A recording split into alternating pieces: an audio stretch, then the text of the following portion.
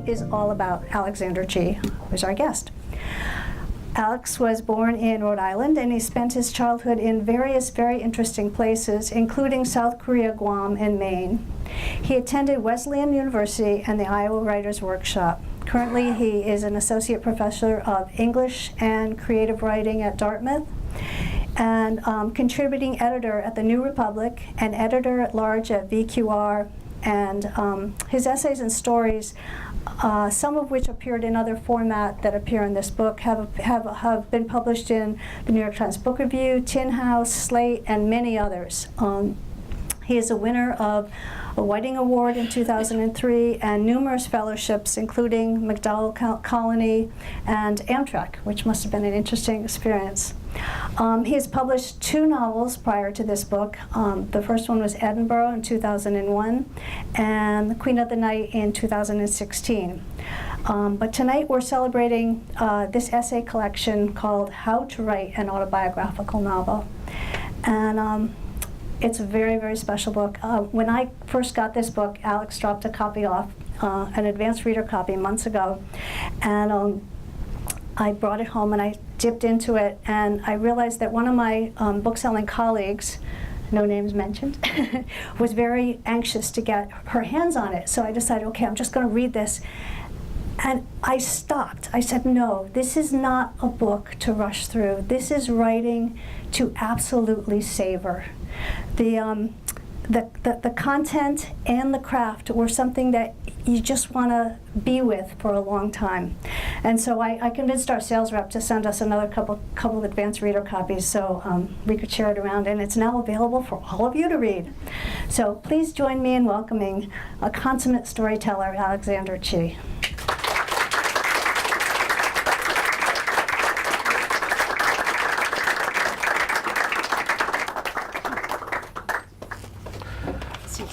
Is that a good height? No, it's good. Yes. Should be higher. Yeah, you have to feel like you're actually sort of eating it. I was just wandering lost through the parking lot in Hanover looking for my car, so I'm really happy to be here. Happy to find my car. Try that. Thank you. Yeah. That works, I think. Yes? Liza, thank you so much for that beautiful introduction. And thank you all for spending tonight with me on this book. A few, by way of, I guess, introduction and explanation. In 2015, I was invited to read in Columbia University's Nonfiction program for their MFA. The very kind Liz Harris, who teaches there, invited me. It's a wonderful series. Everyone who reads in it has a book, so I was reflecting on how I did not. And thinking how it should change. I had written to my agent in 2007 about doing an essay collection, and she said, finish your novel. Because I was actually trying to, I don't know, not exactly get out of it, but I thought maybe I could just publish a book in between. And so now I had finished my novel, and it was time to think about such things. I looked over a group of essays. I was also soon doing my tenure review for Dartmouth. I realized I had published 70 essays in about 20-some years. And so the 16 that are here are called from that group. About 5 or 6 were unpublished, however, and unfinished as well. One is entirely new, Inheritance, which is the one about money. The order is chronological. Some people have reflected on the way it feels. It feels like a narrative when you read them all one after the other, which I won't take total credit for that, although I did work hard on it. It was a little bit like picking a lock and setting the lock both for the first time. And you know, the problem with an essay collection is that you're always introducing yourself to the reader. So it's sort of like, It's me.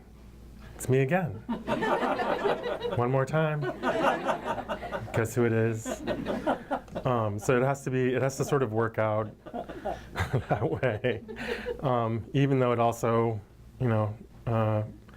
is a collection that, most essay collections, people, they read an essay and then they forget that they bought the book, and it sits in the back of their car, and then they find the book again later and they're like, oh, that's that book, and they pick it up again maybe years later. So it has to be something for them too. Anyway, so I hope you enjoy it. I'm going to read an excerpt from, let's see.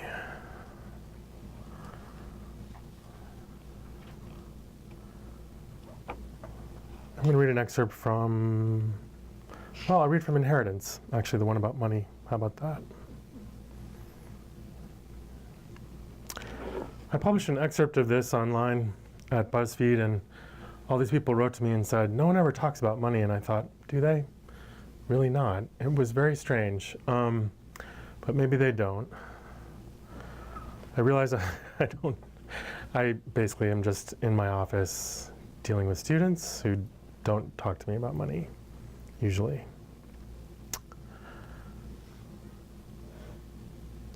In 2000, I became somewhat by accident the director of All Souls Unitarian Church's Monday night hospitality program for the homeless on the Upper East Side of Manhattan. The former director had a medical emergency and had to leave her responsibilities immediately. And so the next week when I went in for my volunteer shift, I was asked if I would consider running the program, at least until someone else could be found. I would be acting director for 3 years. That's how that goes. On my first day, I went to Western Beef, a low-cost butcher shop and grocery store, where the program did its shopping, the week's dinner budget in an envelope of cash. And even though I had previously gone along with the director as her assistant, I was nervous that first day on my own. The program fed 100 guests on a first-come, first-served basis. More showed up. Some diners even took leftovers back to their shelter for those who couldn't leave. This was a big responsibility. I planned the meal, bought the food under budget, returned to the church, and I did the job this way for 3 years. Gradually, the program expanded, especially after September 11th, 2001. I was proud of the work we did. The calm with which I did this every week was not visible in the rest of my life. In the apartment I returned to after those volunteer shifts, my closet was full of stacks of boxes of files and receipts going back 15 years. Many were unpaid bills, missed payments or collection notices, letters from the IRS. A personal organizer I'd hired a few years ago had said, looking them over, "Oh, wow, you're insane. You don't need these." Then she laughed and told me to throw them all away. But I could not. When I eventually moved out in 2004, I moved with those boxes. In some way I wasn't quite aware of, I had imagined the problem was receipts. But I did not feel that pain when I shopped for the church's program and put the receipts in an envelope before turning them over to the office.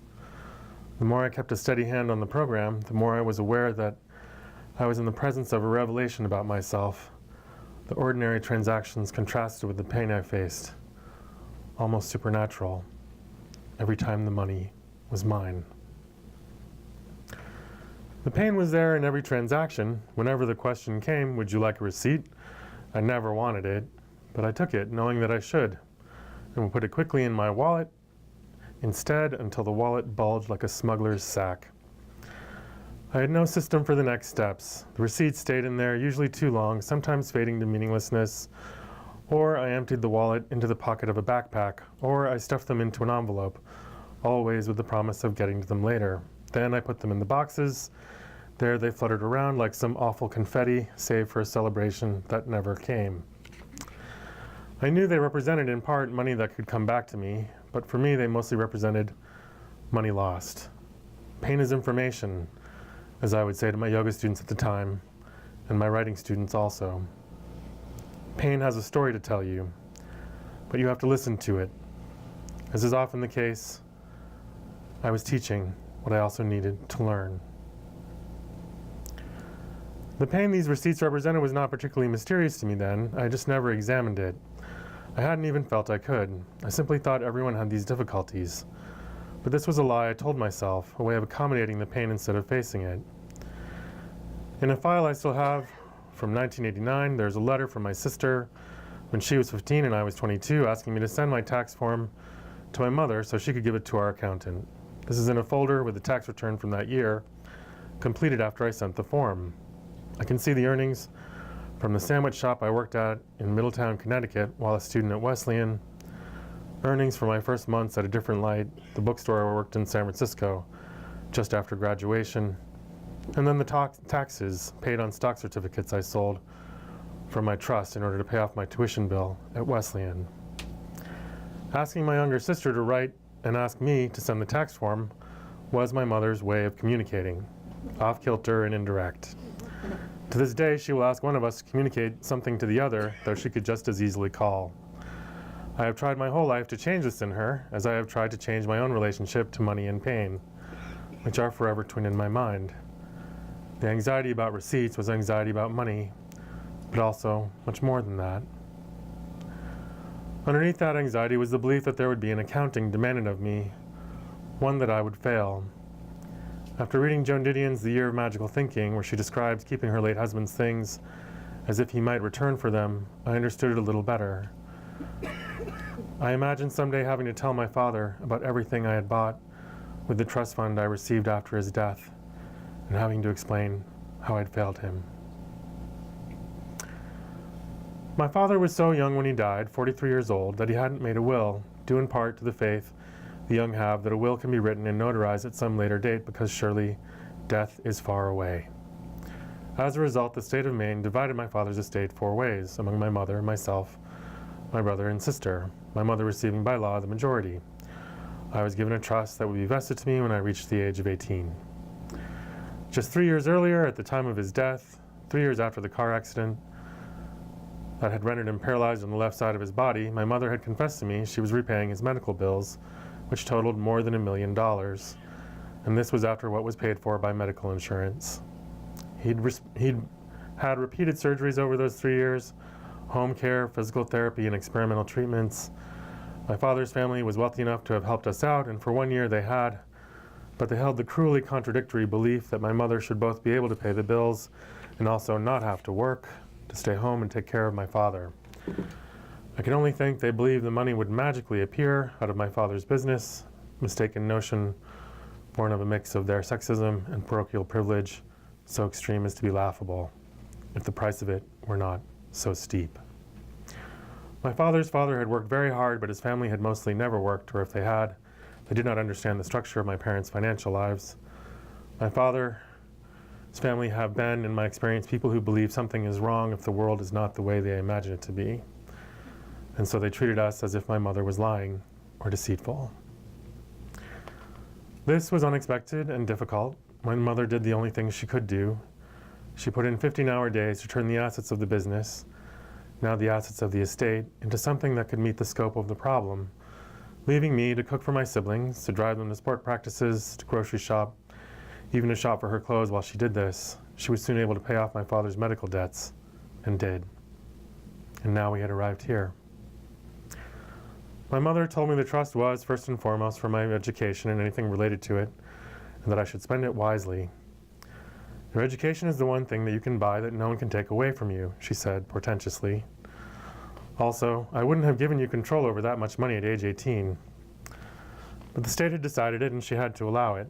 I rankled at the thought, but it was also true that for me to be presented with money enough for college after years of worry over mortgages and my father's medical bills felt like an unearned luxury at best. As a result, the first thing I did with my money was part rebellion, part panegyric. My father had loved fast cars and expensive ones, both. So I bought what I thought he'd want for me, a black Alfa Romeo, a Milano, the first year they were available in the United States, a sort of Cubist Jetta with a sports car's heart.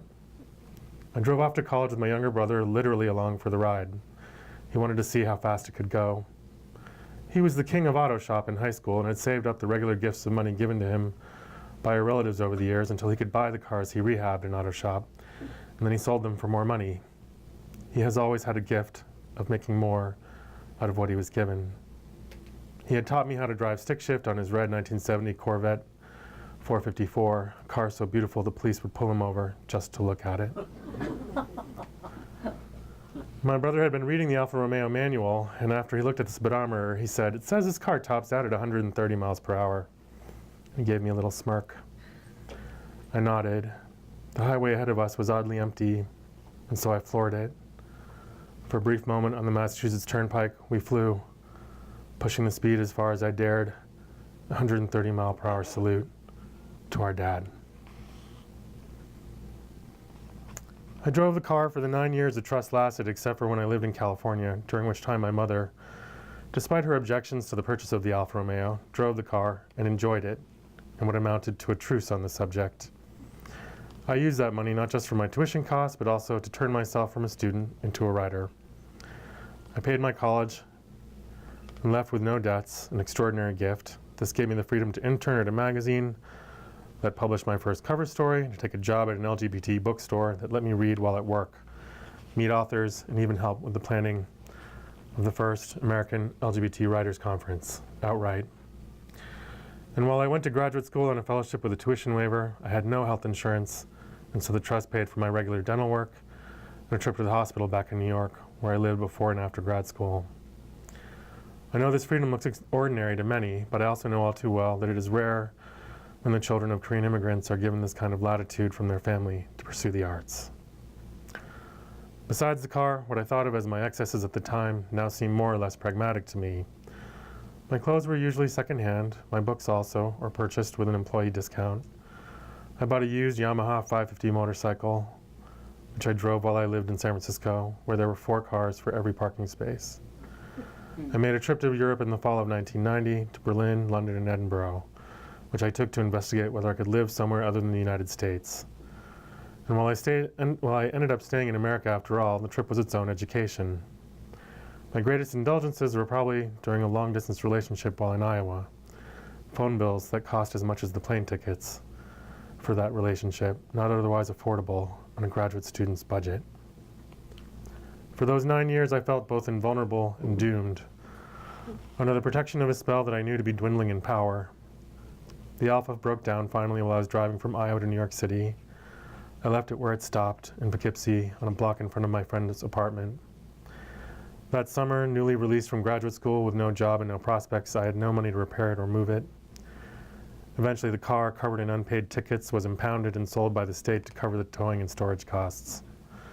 My money gone, I surrendered to life without either the trust protections or the car.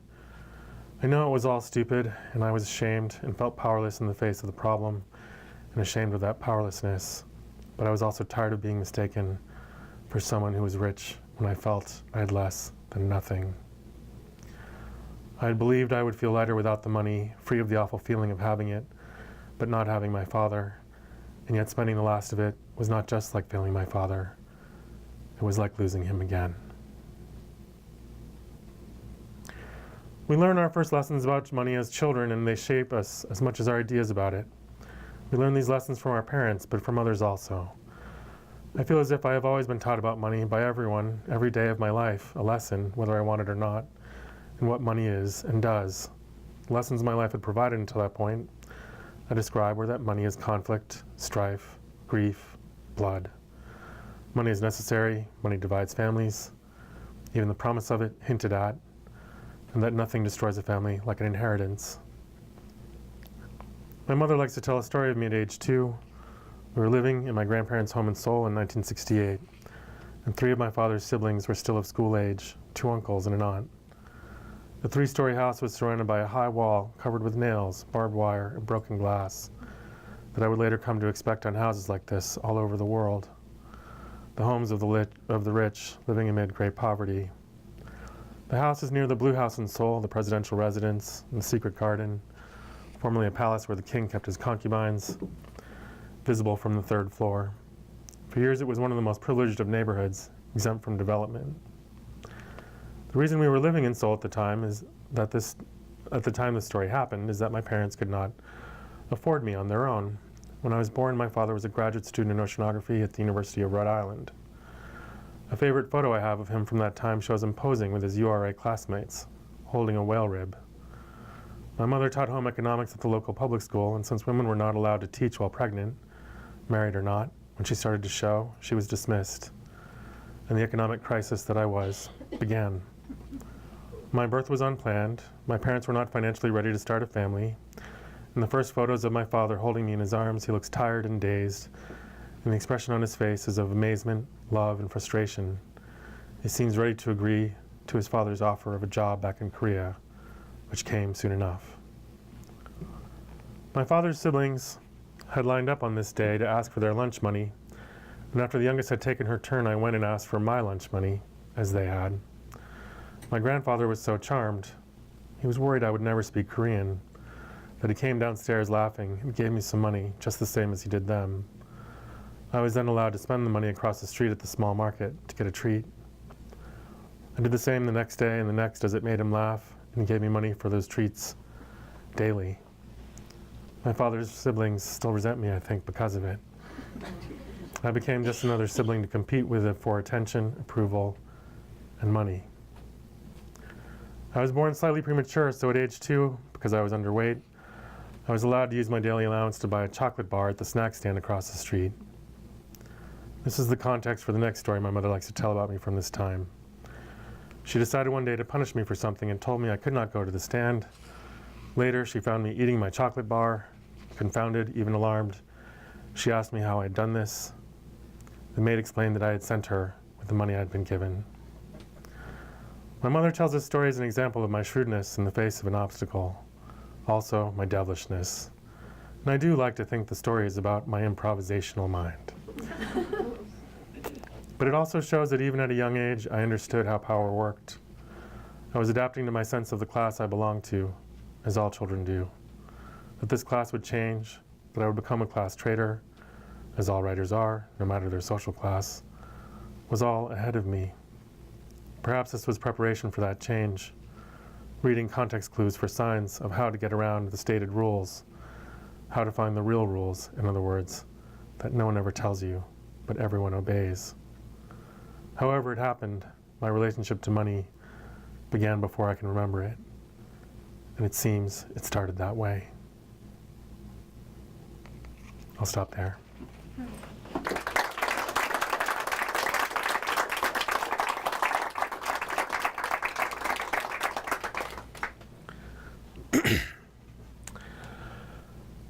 So, I'm happy to answer some questions. Yes? I think I know what you meant, but I would like you to talk a little bit about that sentence, every writer's a traitor to their class. Yeah, I think later on in the book I talk about the way that America asks its writers to be best-selling authors or to go home, to be rich enough to afford a middle-class existence. There's a kind of, I learned about it probably going to parties, telling people I was a writer, and then some guy would be like, "How are sales?" Which seemed like the least obvious question to ask me about being a writer. But there was this idea that if I were to say, well, not very good, then I was ashamed. Or they would say, "Have I heard of you?" Which was a way of saying well, you better be famous if you're going to say you're a writer. So there was always this implication of that. But I think there's not really a social class that in the United States has decided that we are the ones who will produce the writers of this world. There are a lot of writers produced out of what we would call the upper middle class, right? And increasingly, I think one of the things that the MFA has done is it has allowed for kind of democratization of American literature. People who don't have that class background are able to spend a few years just writing. But every writer I know feels like they are failing their class background somehow, essentially, especially now.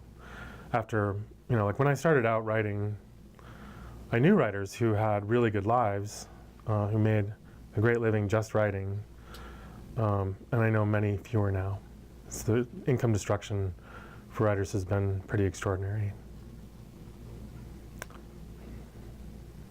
Liza, you had your hand up. Yeah, 2 weeks ago, Reed Lindbergh was here, and she was speaking about her mother and her mother's journals and publishing her journals. And I was thinking about your books because they're very personal stories. And Reed, the statement she said was that there was a real dance between privacy and revelation. And I'm just wondering, I mean, it's different writing a novel than this book of essays. And I'm wondering if you could just speak to that difference. Yes, I think you have to decide why you're telling people something that's private. You know, what is the benefit? And then also, are you talking about someone who is a public figure? Or are you telling a story about someone who is not? In which case, have you consulted with them about how you will write about them, that kind of thing. You know, my family is used to me writing about them at this point in my life. And if I make any mistakes, I hear about it right away. I've learned that the things I'm most sure of are the things that I should always check.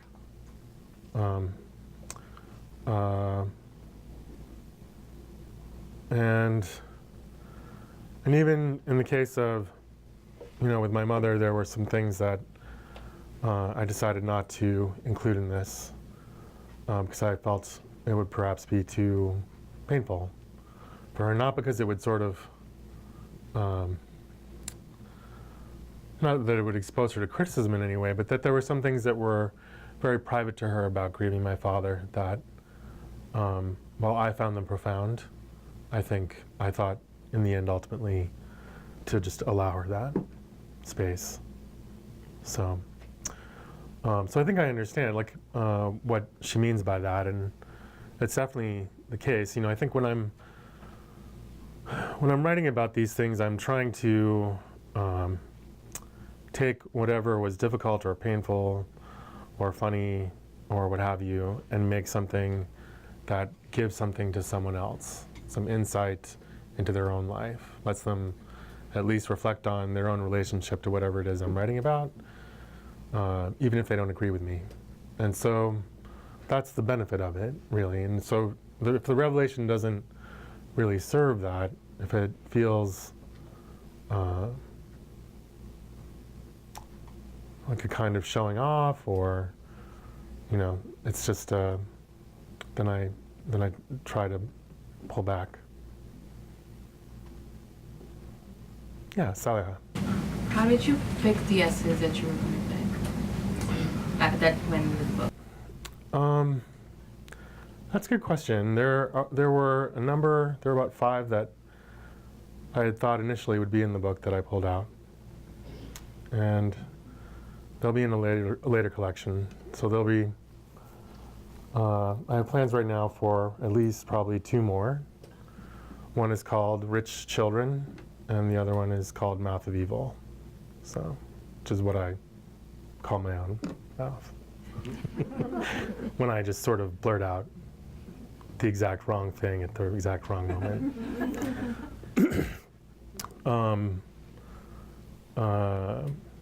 And those will come out, you know, not immediately. I could have them come out actually pretty quickly, but I've been joking that it's been fun having a book out in 2 years after the last one. Doing it again would really crush my enemies, but I'll spare them and be merciful for 1 more year. Yes, in the back. Could you say something about the difference between writing fiction and writing nonfiction? Sure. I think there's a epistemological pleasure that is distinct to each. With fiction, it is the pleasure of imagination and invention, for sure. It's also the pleasure of being in that world that you've made for the book and doing everything you can to sort of make more of the story and the world both. You know, sometimes it is, historical fiction, as I discovered, could be at times something that had neither the pleasures of biography or fiction. A sort of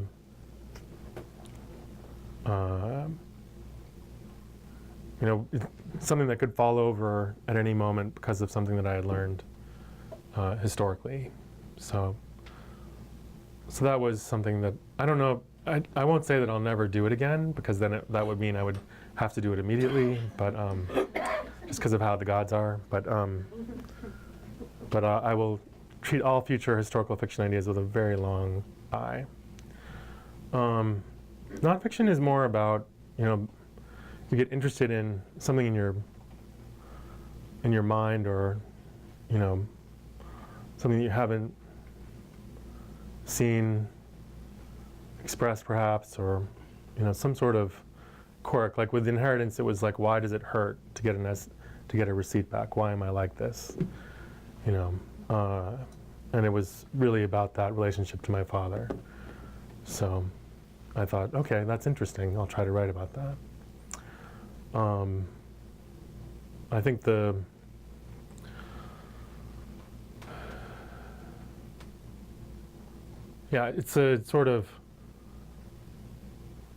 it's an archaeology of the self in some ways. It's a self-interrogation.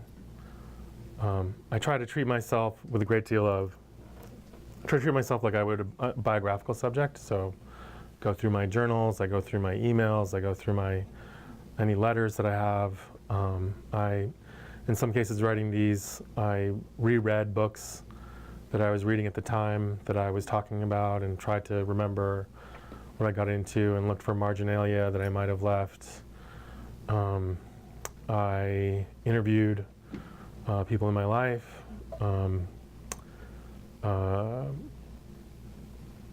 and looked at old photos, that kind of thing. It was interesting. It was a little bit like the way that you research fiction, but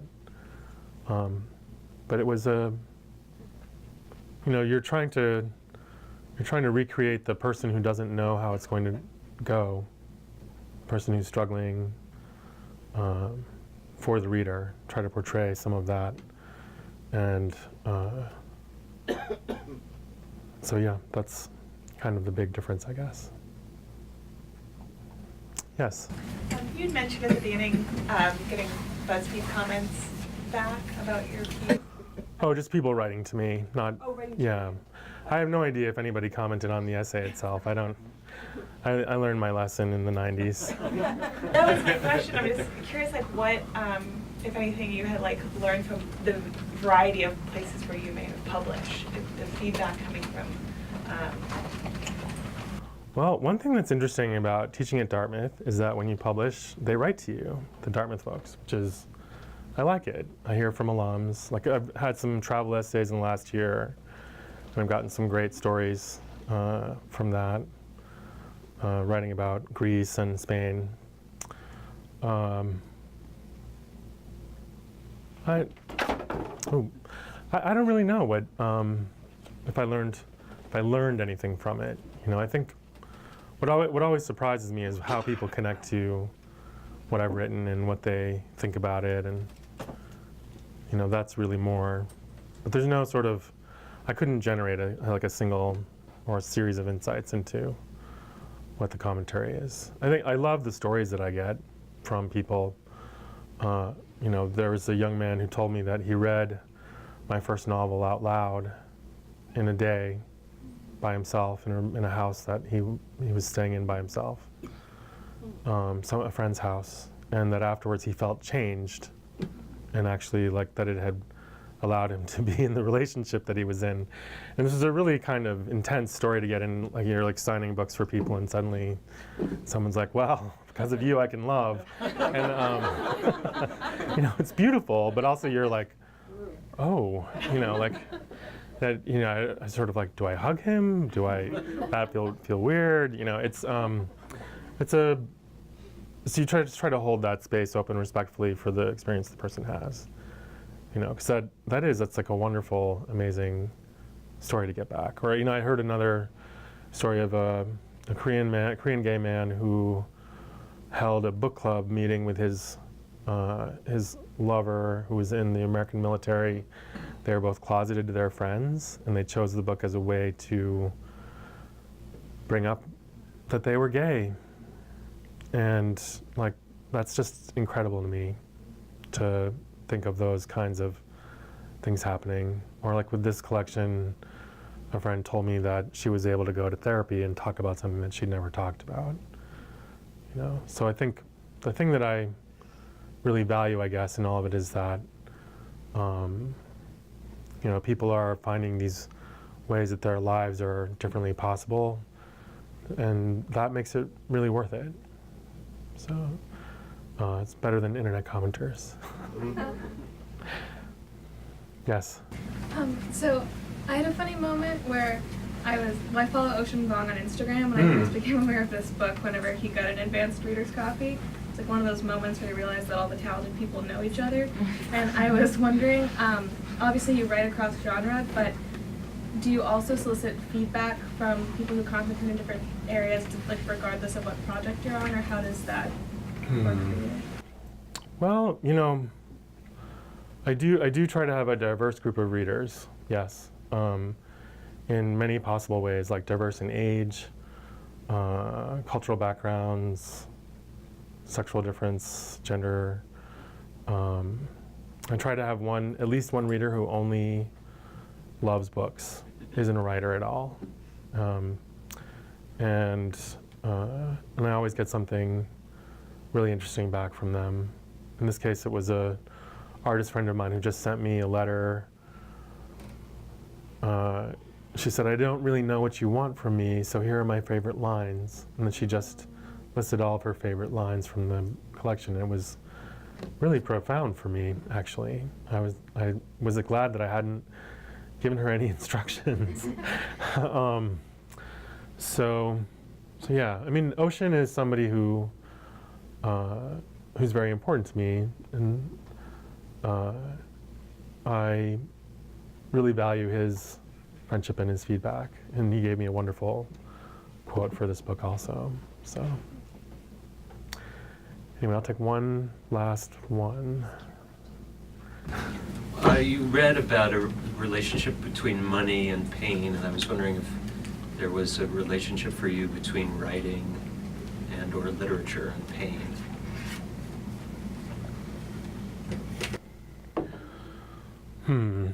I try not to write only about pain, if that's what you mean. I'm wary of this thing that I call the pain museum. The sort of like carefully crafted experiences of pain and nothing else. I think descriptions of pain have become overvalued in literary fiction, especially within the context of like keeping literary fiction confined to realism, which was a kind of 19th century and 20th century American project for a long time. And so pain was like a way of showing you were serious. You were really serious about stuff, which is why it's so thrilling that Andy Greer won the Pulitzer for Less, which is a comic novel about pain, but also like marriage and getting older and being a gay man of a certain age. So I try to be funny when I can, and then I just I don't know. It is true that I was joking for a while that I would title this collection "Everything Bad That Happened to Me," but then I mixed it up a little bit, and so it's not really that anymore. But I think when I write about painful things, I write in my journal. You know, my journals are more where I write about the really difficult things. I have that conversation first with myself. And so when I reread my journals, I just think like, wow, I just have the same problems for decades. Like, like going through a journal in 1995 as a part of researching one of these essays, I found myself writing like, get more than 6 hours of sleep. And I was like, oh God, it's like the same problem 30 years later. So anyway, it's that kind of thing. Thank you all so much for coming out. I will be happy to sign almost anything that you put in front of me. I really appreciate this welcome. Thank you.